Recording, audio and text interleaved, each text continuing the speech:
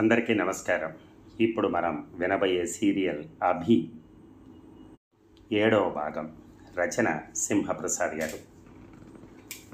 Lawyer చక్రవర్తి office ముందు 3 తెల్లని సుమోలు ఆగాయి. స్తబ్దుగా ఉండే ఆ రోడ్డు ఒక్కసారిగా ఉలిక్కిపడింది. కళ్ళు విప్పార్చి చూసింది. ముందున్న సుమోలోంచి గన్మ్యాన్ దిగారు. చివరి వాహనంలోంచి 6 అనుచరులు దిగారు. వారి దగ్గర నాటు ఆయుధాలున్నాయి, కానీ బయటికేవి కనిపించకుండా జాగ్రత్తలు తీసుకున్నారు. మధ్యలోని సుమోలోంచి 2 ముఖ్య అనుచరులతో దిగాడు ఒక వ్యక్తి. అతడు ఖద్దరు దుస్తులు ధరించి సాదాసీదాగా ఉన్నాడు. మనిషి కించిత్తు అమాయకుల్లా కనిపిస్తున్నాడు. అతడు సీమ ఫ్యాక్షన్ లీడర్ అంటే ఎవ్వరూ నమ్మలేరు. అతడి ఎడంచెత్తో సైగ చేస్తే చాలు కత్తులు లేచి మస్తకాలు తెగ్గొస్తాయి. బాంబులు ఎగిరి విస్ఫోటనం సృష్టిస్తాయి. కానీ అతడు పచ్చి నెత్తురు ఏ రంగులో ఉంటుందో కూడా తెలియనంత అమాయకుల్లా కనిపిస్తాడు. అతడే శేషారెడ్డి అని చెప్తే 100కి ఒక్కరు కూడా నమ్మరు. అదొక జోక్ అయినట్టుగా నవ్వేస్తారు కూడా. ప్రవర్తనకి రూపానికి ఎలాంటి సంబంధం లేకుండా ఉంటాడు అతను. గన్మ్యాన్లు అనుచరగణం వెంటరాగా రాజు వెడలే రవితేజములు అలరగా అన్నట్టుగా చక్రవర్తి ఆఫీస్లోకి వెళ్ళాడు. అప్పటికే వార్త తెలిసిపోవడంతో జూనియర్లు, గుమస్తాలు, వారిని కలవడానికి వచ్చిన క్లయింట్లు హడావిడి పడ్డారు. ఓ పక్కగా నిలబడి అతనికి దారిచ్చారు. శేషారెడ్డి తిన్నగా చక్రవర్తి రూమ్లోకి వెళ్ళాడు. మిగతా వాళ్ళంతా గది బయటే ఆగి అందరినీ నిశ్చితంగా పరికిస్తూ ఉండిపోయారు. రండి రండి సాదరంగా ఆహ్వానించాడు చక్రవర్తి. 2 ముక్కలు చెప్పి పోదామని వచ్చిన నువ్వు బాగా వాదిస్తుండవు. నాకు నచ్చిన ఒక లీడరు. నా డ్యూటీ నేను చేస్తున్నాను అని ఇంకేదో చెప్పబోతే చెయ్యెత్తి ఆగమని సైగ చేశాడు అతను. ఏదో చెప్పడానికి తెరుచుకున్న చక్రవర్తి నోరు మధ్యలోనే ఆగిపోయింది. తన ఆఫీస్కి వచ్చి తన చర్యలను నియంత్రించిన వాళ్ళు ఇంతవరకు తారసపడలేదు ఆయనకి. నాకు ముందస్తు బెయిల్ తెచ్చినావు, కేసులోని జాయింట్లన్నీ పీకి పారేస్తుండవు. పీపీఏ కాదు, ఎస్పీ కూడా గుటకలు మింగుతూ ఉంటాడు. పాపం చక్రధర్ రెడ్డి కాళ్ళు చేతులు ఆడక కొట్టుకుంటూ ఉన్నాడు. వాడి పని ముగిసిపోయినట్టే. ఇదే ఆఖరి యుద్ధం. కోర్టులో కూడా గెలవాలా, మా వాళ్ళందరినీ వదిలేయాలా, ఒక్కడికి కూడా శిక్ష పడకూడదు. ఏంది వింటున్నావా? అప్రయత్నంగా తలాడించాడు చక్రవర్తి. నువ్వు గట్టోడివే, గెలిపిస్తావు, నిలువెత్తు బంగారం ఇస్తా. తెలిసిందా ప్లేడరు?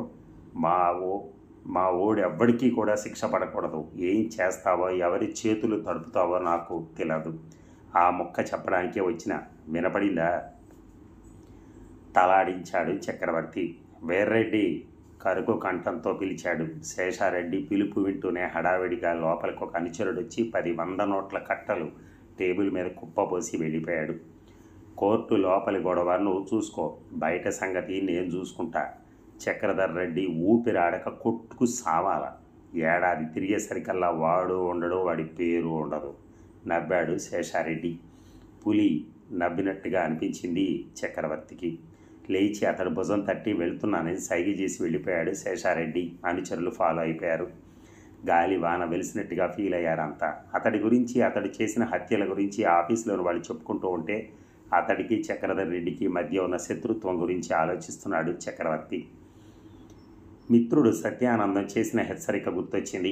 ఏసీ పనిచేస్తున్న ముచ్చెమట్లు బోశాయి. చక్రధర్ రెడ్డి తమ్ముడు మురళిని శేషారెడ్డి హత్య చేయించాడన్నది బహిరంగ రహస్యం. అందులో అణువంత సందేహం లేదు. శేషారెడ్డి మీద, అతడి అనుచరుల మీద పోలీసులు కేసు పెట్టారు. ఎలాగైనా సరే నేరాన్ని నిరూపించి శేషారెడ్డికి యావజ్జీవ కారాగార శిక్ష పడేటట్టుగా చేయాలని, తద్వారా ఫ్యాక్షనిజాన్ని అణిచివేయాలని ఎస్పీ రంజిత్ కుమార్ ఎంతగానో ప్రయత్నిస్తున్నాడు. శేషారెడ్డి కేసు తను తీసుకున్నాడు. తన శక్తియుక్తులు ఎప్పుడో రుజువయ్యాయి గనక ఎస్పీ రంజిత్ కుమార్ కూడా కాళ్ళబేరానికి వచ్చాడు. తను చేసే శల్య పరీక్షకి ప్రాసిక్యూషన్ వారి కూర్పులు నిలబడవు. లొసుగుల్ని ఎత్తి చూపి చీల్చి చెండాటమే గాక కోర్టు చేత దర్యాప్తు అధికారుల మీద అక్షింతలు కూడా వేయిస్తాడు. అందుకే తను వకాల్తా తీసుకుంటే చాలా అవతలి వారంతా నీరు గారిపోతారు. మురళి హత్య కేసులోనూ తను గెలుస్తాడు. శేషారెడ్డి కొంగు బంగారం అవుతాడు. కానీ చక్రధర్ రెడ్డి సంగతి ఏమిటి? అతడు దెబ్బతిన్న మ్యాన్ ఈటర్ అయి తన మీద పగబడితే పెదవి కొరుక్కున్నాడు. అతడు అంతకి తెగించకపోవచ్చు, కానీ వాళ్ళకి రూలు, రైము, నీతి, న్యాయము ఉండవు. ఆటవిక న్యాయం తప్ప మరేమీ తెలియవు. ఏమైనా సత్యానందం అన్నట్టు తను ఈ కేసు చేపట్టకుండా ఉండాల్సిందేమో. ముంబై మాఫియా ముఠాల కన్నా సీమ ఫ్యాక్షనిస్టులు అత్యంత ప్రమాదకరమైన జంతువులు. వేటవారు ఆడుకునే ఏకైక ఆట. ఇంతదాకా ఎన్నో కేసులు వాదించినా తొలిసారిగా తను చేపట్టిన కేసు గురించి పశ్చాత్తాపడ్డాడు చక్రవర్తి. ఇక అభి అతడి మిత్రులు రాత్రి చేసుకోబోయే పార్టీ గురించి మాట్లాడుకుంటూ ఉంటే సునీల్ వచ్చాడు. అతడి మొహం ఎర్రగా హోలీ రంగు పులుముకున్నట్టుగా ఉంది. ముఖానికి ఏదో రంగు పూసుకున్నావేంటి, కథ ఏమిటి? వెటకారంగా అడిగాడు వీర్రాజు. ఇవాళ నాకు ఒక సత్యం బోధపడింది, సీరియస్గా మొహం పెట్టి అన్నాడు సునీల్. అబ్బో, మనవాడికి ఎవరో గీతోపదేశం చేసినట్టున్నారా? నవ్వాడు అభిషేక్. ఆ ఉపదేశం ఏమిటో మా చెవిలో కూడా ఊతరా, ధన్యులం అవుతాం అని రజని అడిగాడు. కారా కిళ్ళి నములుతున్న వాడి చెంప మీద కొట్టకూడదన్న పరమసత్యం తెలిసింది. కొడితే ఏమవుద్రా? అమాయకంగా అడిగాడు శంకరం. నీ మొహం ఖరాబ్ అవుద్ది. అతను నోరు మూసేశాడు. మిగతా ఫ్రెండ్స్ గట్టిగా నవ్వారు. మార్నింగే మంచి లెసన్ నేర్చుకున్నాం అన్నమాట.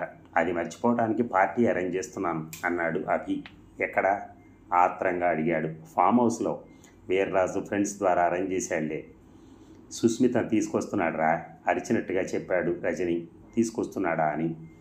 యమ లక్కీ పార్టీ అన్నమాట. పేకల దాకా తాగి డ్యాన్స్ చేయాలనిపిస్తుంది బాసు అన్నాడు సునీల్ బాటిల్ కోసం కళ్ళతో గదంతా వెతుకుతూ. అవన్నీ రాత్రికి. సుస్మితతో మాట్లాడావా? ఒప్పుకుందా? అనుమానం రాగా వీర్రాజు ఆరా తీశాడు. వస్తానని ప్రామిస్ చేసిందిలే, కానీ మిగతా అడగలేదు.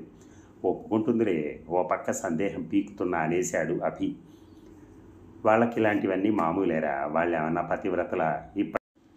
ఇప్పటికీ ఎన్ని చేతుల్లో నలిగారో వాళ్ళు. వీర్రాజు మాటలెందుకో అభికి రుచించలేదు. అనీజీగా ఫీల్ అయ్యాడు. To be on safe side కొందరు అమ్మాయిలను కూడా పిలుస్తున్నాను మళ్ళీ అభియే అన్నాడు. వద్దురా, తనొక్కతి చాలు. నీ గర్ల్ ఫ్రెండ్ని మా అందరి బెడ్ పార్ట్నర్ని చేస్తున్నావంటే నువ్వు రియల్లీ గ్రేట్ రా అభి. ఫ్రెండ్ అంటే నువ్వే, హీరో అంటే నువ్వే విపరీతంగా పొగిడాడు వీర్రాజు. మన గురుడి స్టైలే వేరు. తన డబ్బుతో మనల్ని ఖుషి చేస్తున్న గొప్ప మనిషి అన్నాడు రజని. ఫ్రెండ్షిప్లో తేడా పాడాలుండవని మన బాస్ నిన్న రుజువు చేశాడు. ఇవాళ రుజువు చేయబోతున్నాడు. రేపు కూడా రుజువు చేస్తాడు. రియల్ హీరో అంటే అభిషేకే. అభినందనపూర్వకంగా షేక్ హ్యాండ్ ఇచ్చాడు సునీల్. శంకరం అసూయగా చూస్తూ వెర్రిగా నవ్వాడు. భజనలొద్దురా, వీఆర్ ఫ్రెండ్స్, వీఆర్ వన్. ఏం చేసినా ఏం అనుభవించినా మనమంతా కలిసి చేస్తాం, కలిసి అనుభవిస్తాం అన్నాడు అభి. అభి మాటలకు బ్రేవో అని ఒకరు, హియర్ హియర్ అని మరొకరు అన్నారు. చప్పట్లు కొట్టారు. మరైతే మేము వెళ్తాంరా. ఈవినింగ్ ఫామ్ హౌస్కి వెళ్ళి అన్ని ఏర్పాట్లు చేస్తాం. నువ్వు సుస్మితను తీసుకొని టెన్షన్గా 8 o'clock వచ్చేయి. బాయ్ చెప్పి వీర్రాజు రజని బయటికి నడిచారు. ఈసారి అభిగాడు మాట మీద నిలబడ్డ చూడు బయటికి వెళ్ళాక అన్నాడు వీర్రాజు. నేను అలా అనుకోను. అభి గొప్ప కోసం ఎంతైనా ఖర్చు పెడతాడు, ఏమైనా చేస్తాడు. వాడిని అనుమానించడం అన్యాయంరా. రజని మాటలకు అదోలా నవ్వాడు వీర్రాజు. సుస్మిత్ అంటే మనవాడికి స్పెషల్ లైకింగ్ ఏర్పడిందిరా. ఇష్కని అనుమానం. వాడి మొహం ఆడపిల్లలతో ఆడుకోవడమే తప్ప ప్రేమించడం తెలియదు అన్నాడు రజని. నువ్వే చూస్తావుగా, సుస్మితను తీసుకురాడు. ఒకవేళ తీసుకొచ్చిన మనల్ని టచ్ చేయనివ్వడు. ఇంకప్పుడు మనం పార్టీకి వెళ్ళటమే వేస్ట్ కదా. వేస్ట్ కానివ్వను. ఒక ప్లాన్ చేశానులే. ఏం చేస్తావురా? అనుమానంగా అడిగాడు రజని. చెప్పను, చేసి చూపిస్తాను నవ్వాడు వీర్రాజు. ఇక వెన్నెల కెరటంలా పాల మిగడ తరగలాగా తెల్ల గులాబీలా ఉంది సుస్మిత. ఆమెను చూసి ఒక క్షణం పాటు కళ్ళు తిప్పుకోలేకపోయాడు అభిషేక్. అరుదైన అందం. అందానికి తావి అబ్బినట్టు సమపాళ్లలో ఉన్న అంగాంగాలు. అంగాలకి శోభ చేకూరుస్తున్న డ్రెస్సుకి వెండి అంచుల చిరునవ్వు. ఓహ్, ఏమి సౌందర్యం! వసంత శోభను పోత పోసినట్టుంది. ఏంటా చూపు కొరుకు తినేటట్టు? You're very beautiful. ఆ సంగతి ఇప్పుడే తెలిసిందా హీరో గారికి? ఎప్పుడో తెలిసింది, కానీ అంటే ఇప్పుడే బయటకు వచ్చిందన్నమాట. సంతోషం. ఇంతకీ పార్టీ ఎందుకు ఇస్తున్నట్టు? నిన్ను నా ఫ్రెండ్స్కి పరిచయం చేద్దామని. వాళ్ళని కలుసుకోవాలని నాకు యాంగ్జైటీగా ఉంది. నీ గురించి కరెక్ట్గా తెలుస్తుందిగా కిలకిలా నవ్వింది సుస్మిత. భుజాలు తడుముకున్నాడు అభి. అంతేకాదు, అంతా కలిసి సరదాగా ఆడి పాడి తాగి ఓగచ్చని. వాళ్ళ గర్ల్ ఫ్రెండ్స్ కూడా వస్తున్నారా? ఆహా, అసలు ఏంటంటే నిన్నొకటి అడగాలి. అడగమంటావా? నేను అడగాలి. అయితే ముందు నువ్వే అడుగు. నాకు ఒక ఫ్రెండ్ ఉందిలే, దద్దోజనం, చక్కెర పొంగలి. అది ఏమంటుందంటే నువ్వు నన్ను ప్రేమించట్లేదట. కావాలిస్తే నిన్ను అడిగి తేల్చుకోమని సవాల్ చేసింది. నువ్వు నన్ను లవ్ చేస్తున్నావా లేదా? అదంతా ఇప్పుడు ఎందుకు సుస్మి? నాకు ఇప్పుడే ఈ క్షణమే కావాలి. నన్ను ప్రేమిస్తున్నానని చెప్పడానికి అంత సిగ్గెందుకు అభి? సిగ్గని కాదు, ప్రేమ పెళ్ళి అవన్నీ పెద్ద పెద్ద విషయాలు. పెళ్లి గురించి అంటే ఒప్పుకుంటాను, ప్రేమించడానికి అడ్డేమిటి? నువ్వు నన్ను ప్రేమించట్లేదా? సూటిగా అడిగింది. ఆమె స్వరం సన్నగా కంపించింది. ఇబ్బందిగా చూశాడు అభి. ఏం చెప్పి తప్పించుకోవాలో తెలియలేదు. ఫ్రెండ్స్ కోరిక గురించి ఏ మొహం పెట్టుకుని చెప్పాలో బొత్తిగా తోచలేదు. చెప్పు అభి. ఆమె కళ్ళ నుంచి కన్నీళ్లు ఉరగటానికి సిద్ధంగా ఉన్నాయి. నేను చెప్పేది జాగ్రత్తగా విను. ప్రేమిస్తే పెళ్లి చేసుకుని తీరాలి, అది నా పాలసీ. అందుకని పెళ్లికి ఇంట్లో ఒప్పుకునేటట్టయితేనే ప్రేమిస్తాను. మన పెళ్ళికి మీ ఇంట్లో ఒప్పుకోరా? నువ్వేమడిగినా కాదనరు అన్నావుగా. కొండ మీద కోతినైనా సరే మీ డాడీ తెచ్చిస్తారని గొప్పగా చెప్పావు. అవును, ఆ భరోసా వల్లే సమయం చూసి చెబుదామని ఆగాను. ఎంబ్రాసింగ్ సిట్యుయేషన్ నుంచి బయటపడటానికి అబద్ధం ఆడేశాడు అభి. మన పెళ్లి జరిగి తీరుతుంది అభి. ఇంత క్రితమే ఈ హోటల్లో బస చేసిన మలయాళ జ్యోతిష్యుడు డంకా బజాయించి మరీ చెప్పాడు తెలుసా? పరమానందపడిపోతూ గబగబా చెప్పింది సుస్మిత. నాకు జ్యోతిష్యాల మీద నమ్మకం లేదు. నాకుంది, స్థిరంగా అంది సుస్మిత. అతడి ముఖం ఎర్రబడింది. పూల తీగ కదా అని ఆశపడితే అది సంఖ్యలుగా మారుతున్నట్టు ఫీల్ అయ్యాడు. సుస్మిత ప్రేమ జపం చేస్తే చేసుకొని అని తాత్సారం చేశాడు. ఇప్పుడు ఏకంగా పెళ్లి గురించి కలవరిస్తోంది ఆమె. ఎలాగోలా ఇప్పుడు ఆమెను వదిలించుకోవడం మంచిది అనిపించింది. ఫ్రెండ్స్తో కలిసి ఎంజాయ్ చేసేయడానికి తీసుకెళ్తే చాలు, సమస్యలన్నీ బాటంతట అవే పరిష్కారం అయిపోతాయి అనుకున్నాడు. సీరియస్గా ఆలోచిస్తున్నావేంటి? దేని గురించి? హ్యాపీగా కేర్ఫ్రీగా తిరగాల్సిన టైంలో పెళ్ళి బంధాలు అంటూ పంజరంలో ఇరుక్కుపోమంటావేంటి సుస్మి? రేపటి సంగతి రేపు చూసుకోవచ్చు. Letters enjoy today. నా ఫ్రెండ్స్ అంతా వెయిట్ చేస్తుంటారు పద. ఆనందాన్ని, వెరైటీ అనుభవాలని జుర్రుకుందాం పద. మొహం చాటేయటానికి లేచి డ్రెస్ సరి చేసుకుంటూ అన్నాడు అభి. ఆమె మొహం పారిపోయింది. క్షణకాలం నిస్తేజంగా చూసింది. పిమ్మట చిన్నగా నవ్వేసింది. నువ్వెలా అంటే అలాగే చేద్దాం. నా కెరీర్ కూడా ఇప్పుడు ఊపందుకుంటోంది కదా. That's good. ముందు మనమేంటో మనం రుజువు చేసుకోవాలి, ఆ తర్వాత ఏమైనా.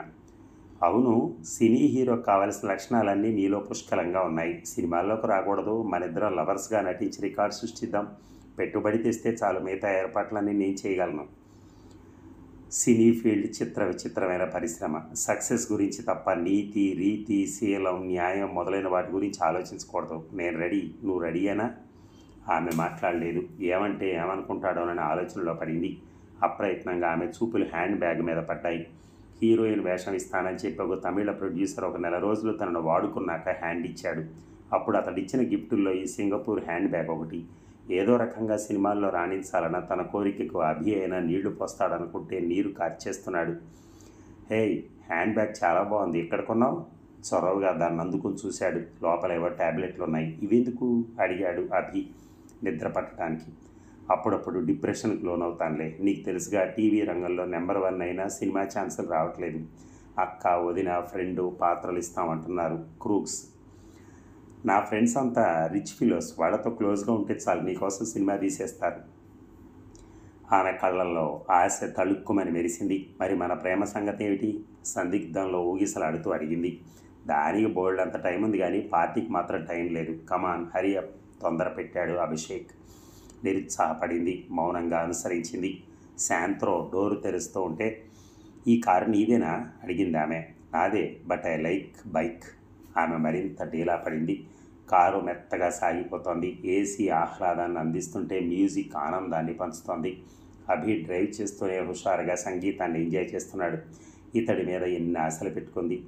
తన ఆకర్షణలో పడ్డాడు అనుకుంది. మరింత పురిగొల్పింది. తనకు తెలిసిన చిట్కాలన్నీ ప్రయోగించింది. బెడ్ మీద శృంగార దేవత అవతారం ఎత్తింది. తననెంతో పొగిడాడు, గిఫ్ట్లు ఇచ్చాడు, ప్రేయసిగా చూశాడు. ప్రేమిస్తున్నాడనే విశ్వసించింది. అతన్ని పెళ్లి చేసుకుని ఉన్నత తరగతికి ఎగబ్రాకాలనుకుంది. అతడి చేత సినిమా తీయించి వెండి తెర మీద తన అదృష్టం పరీక్షించుకోవచ్చని కలలకంది. కానీ అతను చిక్కినట్టే చిక్కి జారిపోతున్నాడు. అతడి గురించి ఏమనుకోవాలో, ఎలా అర్థం చేసుకోవాలో తెలియకుండా ఉంది. రేఖ అన్నట్టు ఇతడు ఒక క్యాసనోవా అని, ఆడపిల్లలతో తిరగటం ఒక హాబీ అని అనుకోలేకపోతుంది. తనెందరో మగవాళ్ళని చూసింది. వాళ్ళందరికన్నా భిన్నమైన వాడు అభి. డేరింగ్ హీరో, డబ్బున్న మహారాజు. తనంటే గౌరవం ఉన్న యువకుడు. అభిని తన దాసుండి చేసుకోవటానికి తన శక్తియుక్తులు చాలవా? చిన్న కుదుపుతో ఆగింది కారు. ఏయ్, ఏ లోకంలో మునిగావు? కమాన్ యార్, బీ హ్యాపీ, అదే నా పాలసీ అన్నాడు అభి కారు దిగుతూ. ఎత్తైన బిల్డింగ్ని, చుట్టూ ఉన్న గార్డెన్ని విస్మయంగా చూస్తూ అడిగింది, ఇది మీదేనా? "ఉహుం, ఇలాంటి ఫామ్ హౌస్ మాకు ఉంది. డాడీ క్లయింట్స్ ఉన్నారు, అందుకని ఒక ఫ్రెండ్ తీసుకున్నాం.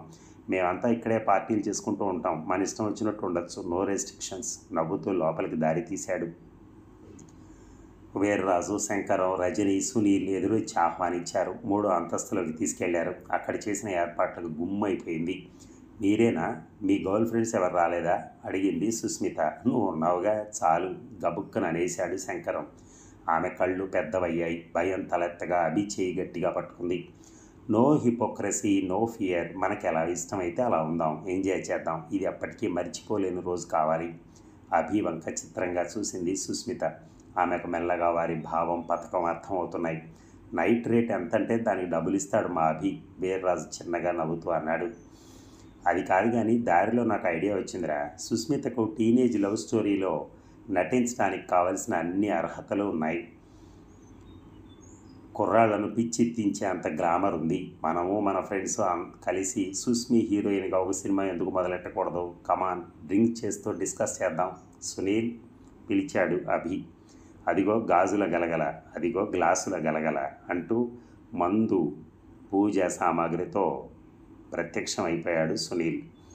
అభి మాటలకు మొదట విస్తుపోయిన తర్వాత అతడి భావం అర్థమై సుస్మిని పొగట్టంలో పోటీ పడ్డారు అంతా.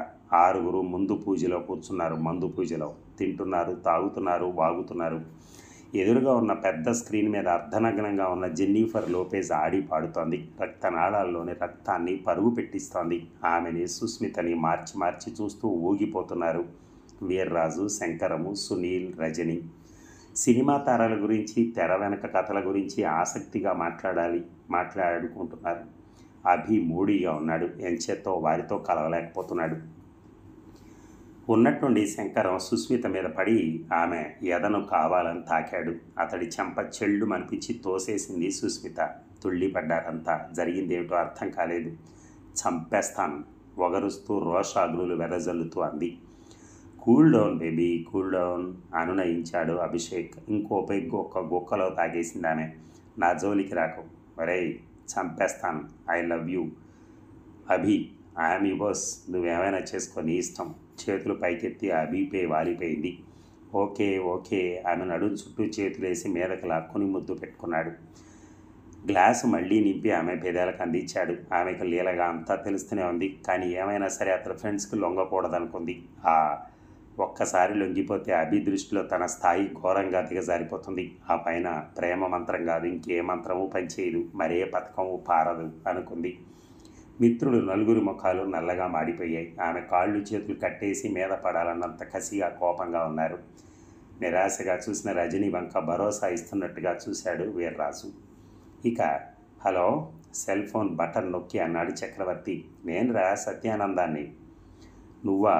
ఏమిటి ఈ మధ్య నల్లపోసవైపోయావు అన్నాడు. నీకు టైమ్ ఈజ్ మనీ కదా. Yeah, that is fact. భూమి తన చుట్టూ తాను తిరుగుతూ డబ్బున్నవాడు చుట్టూ తిరుగుతుందిరా. కొత్త థియరీ తయారు చేసుకున్నావన్నమాట. డబ్బుంటే కొండ మీద కోతిని దించచ్చని గతంలో నీ బోటి వాళ్ళు చెప్పిందే కదా. నేనైతే కోతిని దించచ్చు కానీ ఆడించలేను అంటాను. అది నీ వల్ల కాదని నాకు తెలుసులే కానీ నేను మాత్రం కోతిని ఏ విధంగా కావాలంటే ఆ విధంగా ఆడించగలను. డబ్బు మహిమ నీకు తెలియకపోయినా దానికి బాగా తెలుస్తుంది. మనీ పవర్ ఏంటో ఏదో రోజున నేనే నీకు చూపిస్తాను. మిత్రుడికి ఉద్బోధ చేసే అవకాశాన్ని అందిపుచ్చుకుంటూ అన్నాడు చక్రవర్తి. అతడి మీద మాటల్లోనే అయినా పై చేయిగా ఉన్నందుకు ఎంతో సంతోషంగా ఉంది అతనికి. డబ్బుతో కొన్నే కొనగలం, కొందరినే కొనగలం, అన్నీ కొనగలం అనుకోవటం అవివేకం కింద లెక్కే. నువ్వెక్కడో పాతకాల పిచ్చోడివిరా. డబ్బు మీద మోజు, డబ్బు కోసం ఏమైనా చేసే తెగింపు అమెరికాను అగ్రరాజ్యం చేశాయి. కావాలిస్తే హిస్టరీని రిఫర్ చేయి. డబ్బుతో ఎన్ని సాధించచ్చో నా జీవితాన్ని ఒక లెసన్గా మార్చి నీకు టీచ్ చేస్తానురా. అంటే ఈనాటి టీచరే రేపటి నా స్టూడెంట్ అన్నమాట. గర్వాతిశయంతో అన్నాడు. ఎవరు టీచర్ అవుతారో, ఎవరు స్టూడెంట్ అవుతారో కాలాన్నే చెప్పనిద్దాం. కానీ ఇప్పుడు కాలం ఎంత అయిందో తెలుసా? 10 PM. ఇంతదాకా ఆఫీసులో ఏం చేస్తున్నారా? బొత్తిగా వర్క్ హాలిక్ అయిపోకూడదు. ఇంకొక క్లాస్ స్పీకర్ది కానీ సంగతి ఏమిటో చెప్పు, కించిత్ అసహనంగా అన్నాడు. ఒక కేసు గురించి మాట్లాడాలి. ఒక పెద్ద ఆయన వచ్చారు. నీకు తెలిసిన ఆయనేలే, కొన్ని నిమిషాలు చాలు. 10 మినిట్స్లో వదిలేస్తానంటే రండి. ఒక ఇంపార్టెంట్ కేసులో తలమునకలై ఉన్నాను. చాలా ముఖ్యమైన కేసు, వచ్చేస్తున్నాం. ఫోన్ పెట్టేసి తిరిగి ఫైల్లో పడిపోయాడు చక్రవర్తి. అది మురళి హత్య కేసు ఫైలు. ఆర్గ్యుమెంట్స్కి రాబోతోంది. సాక్షుల వాంగ్మూలాన్ని, పోలీసులు ప్రవేశపెట్టిన ఎవిడెన్స్ని జాగ్రత్తగా పరిశీలిస్తున్నాడు. వాటిల్లో లోటుపాట్లని, లూజు లింకుల్ని జూనియర్లు ఎత్తి రాసివ్వగా వాటిని చూస్తూ ఆలోచిస్తూనే కేసు హిస్టరీని తిరగేస్తున్నాడు. ఎలాగైనా సరే కేసు గెలవాలి. ఇంతవరకు మాఫియా ముఠాలు చేసిన హత్యల్లో కానీ, ఫ్యాక్షనిస్టులు చేసిన మర్డర్స్లో కానీ శిక్ష పడకుండా ఎవరూ తప్పించుకోలేదు. అసలైన వాళ్ళు కాకుండా డమ్మీలైనా శిక్ష అనుభవించారు. కానీ ఈ కేసులో అది కూడా జరగకూడదు. అలా చేయగలిగితే దేశంలోనే అత్యున్నత క్రిమినల్ లాయర్ల పక్కన తనకి స్థానం లభించి తీరుతుంది. అప్పుడు ఇక తను దేశస్థాయి కేసులు చేపడతాడు, కోట్లకి పడగలెత్తుతాడు. విజయహాసం కదిలింది అతడి పెదేలపైన. డోర్ చప్పుడు చేసి లోపలికి వచ్చారు సత్యానందం, మరొక ఆయన. రా, నువ్వు నా బెస్ట్ ఫ్రెండ్ రా, నువ్వు ఎప్పుడైనా రావచ్చు. నీకు పర్మిషన్ ఎందుకు చెప్పు, గొప్పగా అన్నాడు చక్రవర్తి. వీరిని గుర్తుపెట్టావా, కూడా వచ్చిన ఆయన ఉద్దేశించి అడిగాడు సత్యానందం. ముసలాయన వంక చూశాడు చక్రవర్తి. నల్లగా వేలాడుతున్న చర్మంతో దిగులుగా కాలచక్రం కింద పడి నలిగిన వాళ్ళ ఉన్నారు ఆయన. నేను ఎరుగుదునంటావా? మన ఆశీర్వాదం మాస్టర్ రా, హై స్కూల్లో. ఓ, గుర్తొచ్చింది. మనకు సోషల్ స్టడీస్ చెప్పారు కదా. ఏం చేస్తున్నారు మాస్టరు? ఏదో ఇలా మిగిలాను. నీ గురించి విన్నాను. నువ్వు ఇంత ఉన్నత స్థితికి చేరుకున్నందుకు సంతోషంగా ఉంది. ఏం తీసుకుంటారు? కాలిన్ బెల్ మీద చేయి వేయబోతూ అడిగాడు చక్రవర్తి. ఇప్పుడు ఏమొద్దు, నా గోడు వింటే చాలు నాయన. కళ్ళు తుడుచుకున్నాడు ఆయన. మీరుండండి మాస్టర్, నేను చెప్తాను. మాస్టర్ అమ్మాయి మెడిసినల్ ఫైనల్ ఇయర్లో ఉంది. Distinction expect చేశారంతా.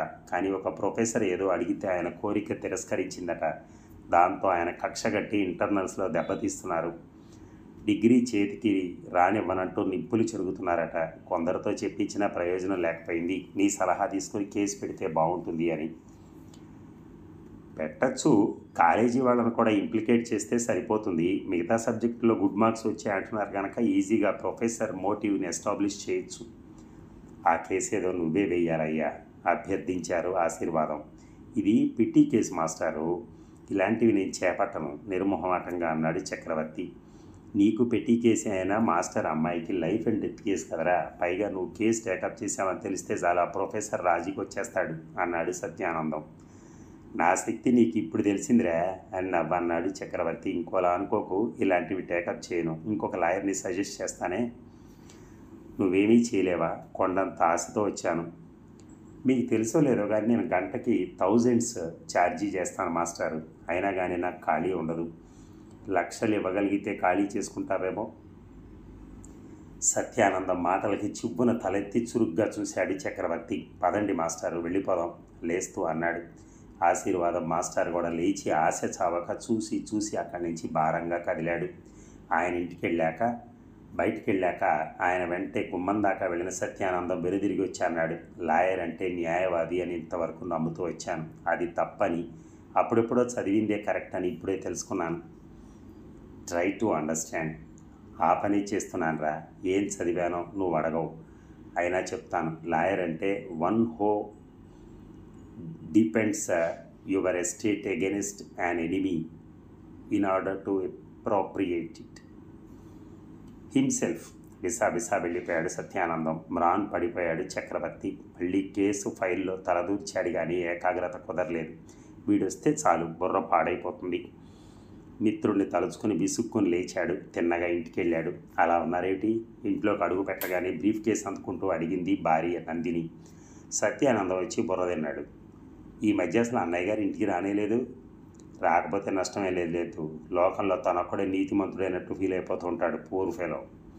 ఆయన దుస్తులు మార్చుకుంటూ ఉంటే అంది నందిని. ఎందుకు వచ్చారు అని. ఎవరినో తీసుకొచ్చారు. చిన్నప్పుడు మాకేదో పనికి మాలిన సబ్జెక్ట్ చెప్పాడులే, అది గుర్తుంచుకుని పెట్టి కేసు తీసుకోమంటాడు. అక్కడికి నేనేదో చెట్టు కింద ప్లేటర్ని అయినట్టు. ఇప్పుడు చేసిన మేలు ఇప్పుడే మర్చిపోతున్న ఈ రోజుల్లో ఎప్పుడో 2 ముక్కలు చెప్పాడని కృతజ్ఞతలు చూపించాలట అన్నాడు మొహం అదోలా పెట్టుకుని. ఎంతైనా అక్షరదానం చేసిన ఆయన కదా, వీలుంటే సాయపడకపోయారా? చేసిన పుణ్యం ఊరికే పోదు, మన అభికి దీవెనవుతుంది అందామె. సెంటిమెంట్స్ వద్దు, అభికి నా అండ చాలు, ఎవరి దయ దీవెన అక్కర్లా, వాడికి నేను గాడ్ను కాకపోయినా గాడ్ ఫాదర్ని గర్వంగా అన్నాడు. భర్త వంక వింతగా చూసింది ఆమె. అదండి కథ. మళ్ళీ రేపు కలుద్దాం. Thank you.